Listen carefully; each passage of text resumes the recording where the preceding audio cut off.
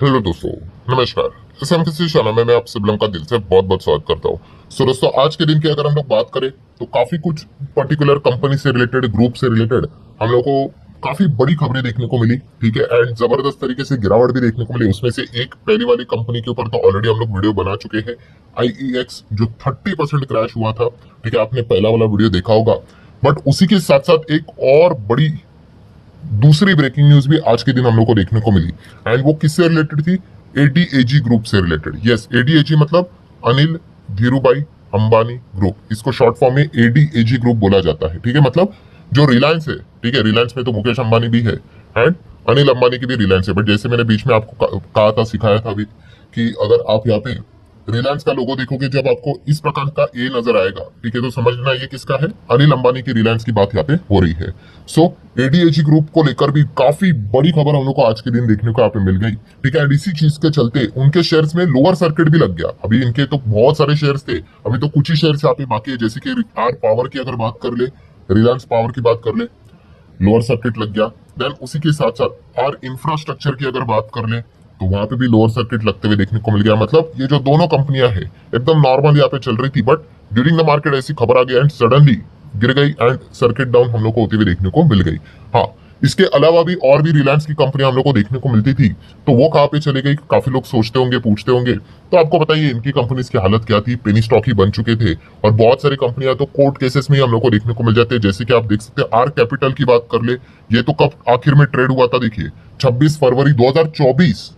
ठीक है, एक डेढ़ साल पहले की बात है, तभी ये ट्रेड हुआ था। आप देख सकते हो अभी तो शायद से नो इक्विटी सिक्योरिटी लिस्टेड लग रहा है, इसको तो हटा भी दिया। ठीक है, देन अगर बात करें आरकॉम, क्या ही बचा है भाई, 1 सवा रुपए का।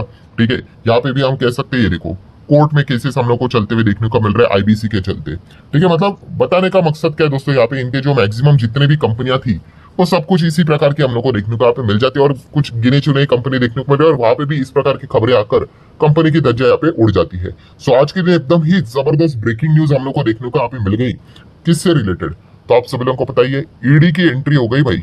यस दोस्तों, ईडी किसी के पीछे लग गया भाई, तो आपको पता ही है कि बहुत ज्यादा दिक्कत होता है। और ईडी ऐसे ही नहीं आता है। ठीक है, ईडी अगर एंटर कर रहा है मतलब मैटर काफी बड़ा है, आप अंदाजा यहाँ पे लगा सकते हो। सो आप देख सकते हो दोस्तों, ईडी ने रेड किया है 50 साइट्स जो कि जुड़े हुए हैं link to Anil Ambani in 3,000 crore Yes Bank loan fraud probe बोले तो इन्वेस्टिगेशन।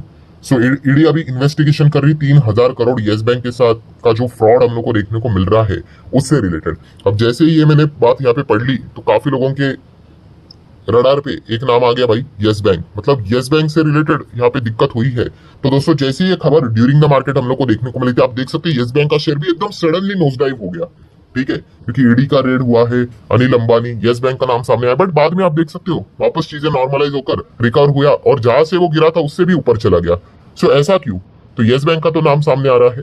तो दोस्तों, यस बैंक का तो नाम सामने आया, बट आपको पता है यस बैंक दो हिस्सों में डिवाइडेड है। मतलब आपको याद है यस बैंक में भी क्या देखने को मिला था? हमें फ्रॉड देखने को मिला था कि नहीं?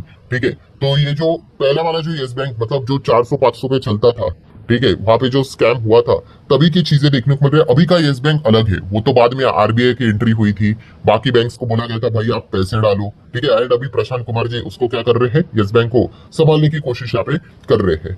सो यहाँ पे जो बातें चल रही है दोस्तों फ्रॉड से रिलेटेड, वो एग्जैक्टली क्या चल रही है वही मैं आपके सामने यहाँ पे रखूंगा, तो पूरी स्टोरी आपको यहाँ पे समझ में यहाँ पे आ जाएगी। सो दोस्तों, ये जो सिचुएशन है, ये जो स्कैम फ्रॉड की बात हो रही है दोस्तों, ये अभी की नहीं है, 2017-19 से रिलेटेड हम लोग को ये चीज देखने को मिल रही है। और ये कॉमन सेंस वाली बात है, जो भी ये स्कैम फ्रॉड होते हैं, ऐसा कभी नहीं होता है कि भाई, जैसे मैंने बहुत बार कहा है आपको कि अभी कल स्कैम हुआ और आज जाके वो उजागर हो जाएगा, बिल्कुल भी नहीं। अगर अभी कोई स्कैम चल रहा है ना 2025 में, वो 2028-29 में पता चलेगा।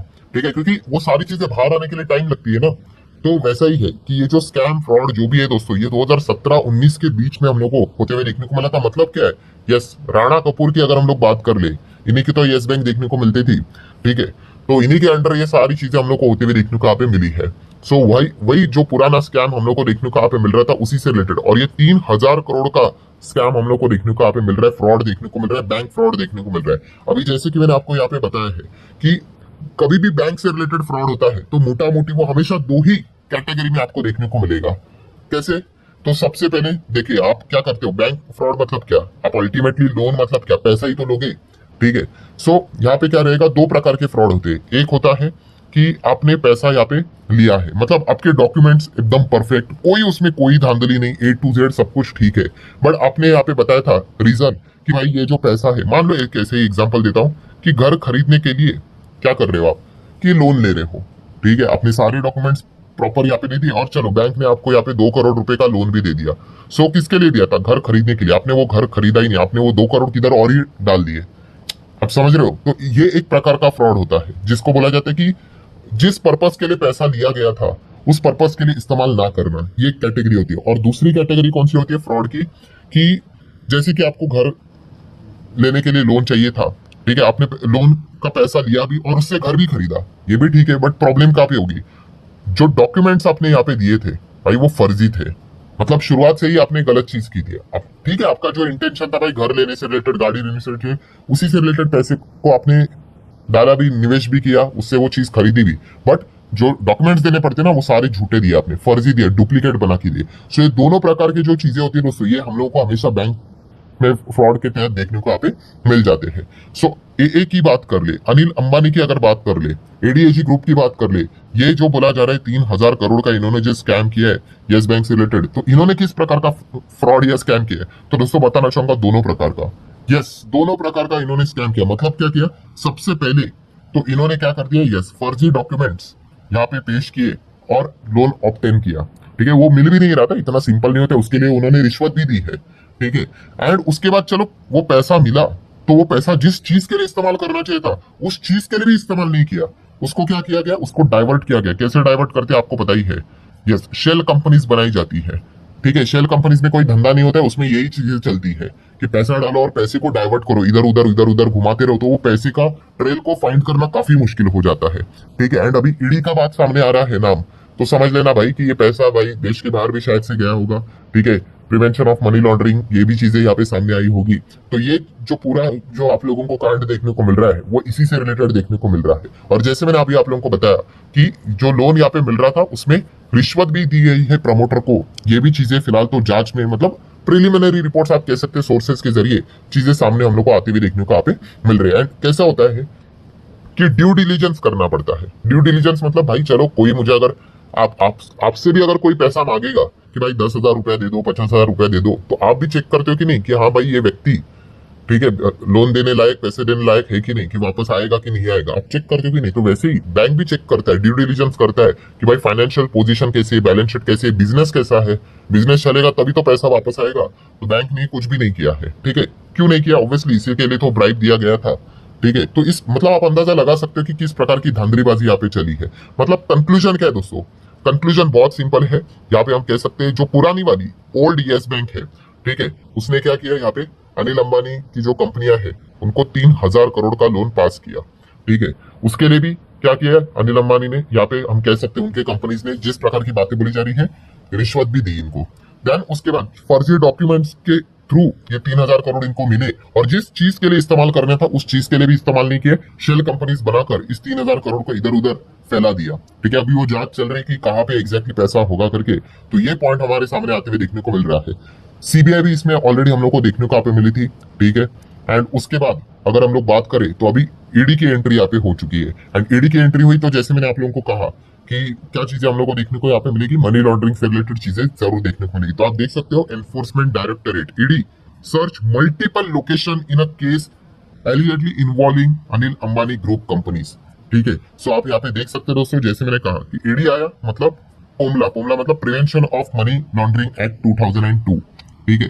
तो इसकी एंट्री यहाँ पे हो जाती है। एंड अगर आप यहाँ पे चेक भी करोगे, जो इनिशियल हम लोग को डेटा देखने को मिल रहा है उसमें बताया जा रहा है कि 35 प्रीमाइसेस ऐसे हैं मुंबई एंड दिल्ली में जहाँ पे 50 कंपनीज है, वहां पे हम लोग को रेड होती हुई देखने को मिली है। 25 लोगों से रिलेटेड सर्च कंडक्ट यहाँ पे होते हुए देखने को मिल रहा है।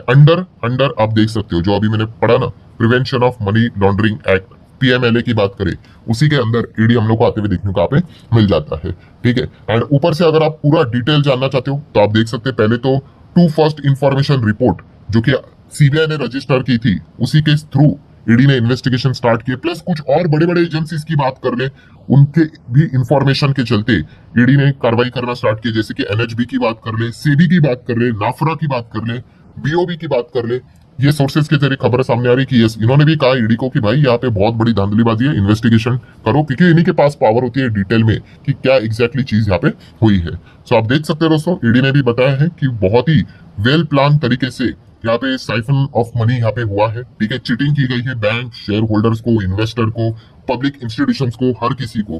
ठीक है, एंड इसी के साथ साथ आप यहाँ पे देख सकते हैं दोस्तों, क्लियर कट यहाँ पे लिखा हुआ है, the offence of bribing the bank official including promoter of yes bank. ठीक है, ये भी अंडर स्कैनर हम लोग को देखने को मिल रहे हैं लोन पास करने के लिए। सो ये पूरा बहुत बड़ा रायता हम लोग को देखने को मिल रहा है। 17-19 का केस देखने को मिल रहा है, 3,000 करोड़ वाली बातें हम लोग को देखने को यहाँ पे मिल रही है। एंड अभी वही फिलहाल तो इन्वेस्टिगेशन अभी भी यहाँ पे जारी है, जैसे कि यहाँ पे आप देख सकते हो दोस्तों कि लोन देने से पहले ED has founded that just before the loan was granted, loan देने से पहले यस बैंक के जो प्रमोटर है उनके अकाउंट में पैसे आए हैं। मतलब वही ब्राइबिंग से रिलेटेड चीजें है कि नहीं, वही सारा अभी डिटेल इन्वेस्टिगेशन यहाँ पे चल रहा है। एंड आप देख सकते हो ईडी ने भी देखा कि इतना बड़ा लोन दिया है, कोई प्रॉपर डॉक्यूमेंटेशन नहीं, कोई ड्यू डिलीजेंस नहीं। ठीक है, बेसिक बेसिक जो चीजें यहाँ पे होनी चाहिए थी बिल्कुल भी नहीं है। सब कुछ कॉमन एड्रेस है, कॉमन डायरेक्टर्स देखने को मिल रहे हैं। मतलब मजाक बना के रखा हुआ है, आप अंदाजा यहाँ पे लगा सकते हैं। और ऊपर से एक और बड़ी बात भाई, एवरग्रीनिंग भी हम लोग को होती हुई देखने को यहाँ पे मिल रही है, ये भी खबर चल रही है। ठीक है, मतलब आरोप है। एवरग्रीनिंग मतलब आप समझ सकते हो दोस्तों कि आप लोन लेते हो तो आपको लोन की किस्त चुकानी पड़ती है। ठीक है, आपने एक लोन ले लिया और मान लो आपको 50,000 रुपया देने हैं। ठीक है, अब वो 50,000 देने के लिए आपके पास पैसे नहीं है, एंड अगर आप डिफॉल्ट कर जाओगे तो सामने वाला बैंक क्या हो जाएगा, वो कहेगा अरे यार हमारा रिकॉर्ड खराब हो जाता है। ठीक है, क्या पता आगे जाके अगर एमपी हो जाए तो हमारा रिकॉर्ड खराब होगा, तो शेयर होल्डर सवाल पूछेंगे, एक काम कर लो आप हमसे एक और लोन ले लो और ये 50,000 पेड कर दो। ठीक है, मतलब क्या है, पैसे को घुमाना बोलते हैं इसको। ठीक है, एवरग्रीनिंग बोलते हैं, ये भी अलाउड यहाँ पे नहीं होती। सारी जो चीजें नहीं करनी चाहिए ये सारी चीजें की है, इस प्रकार के एलिगेशन यहाँ पे लगे। मतलब इन शॉर्ट हम कह सकते हैं अभी ईडी की एंट्री यहाँ पे एग्रेसिव लेवल पे चलती हुई देखने को मिल रही है अनिल अंबानी एंड उनकी कंपनीज के ऊपर। ये फिलहाल तो पॉइंट हम लोग को देखने को मिल रहा है। हालांकि अनिल अंबानी की जो कंपनियां हैं, ठीक है, उन्होंने तो फिलहाल बताया है कि उनके बिजनेस ऑपरेशन के ऊपर इस चीज का कोई फर्क यहाँ पे नहीं पड़ेगा, बट उनके क्लैरिफिकेशन का कोई असर तो देखने को नहीं मिल रहा है, बिकॉज स्टॉक सर्किट डाउन होते हुए देखने को मिल चुके हैं।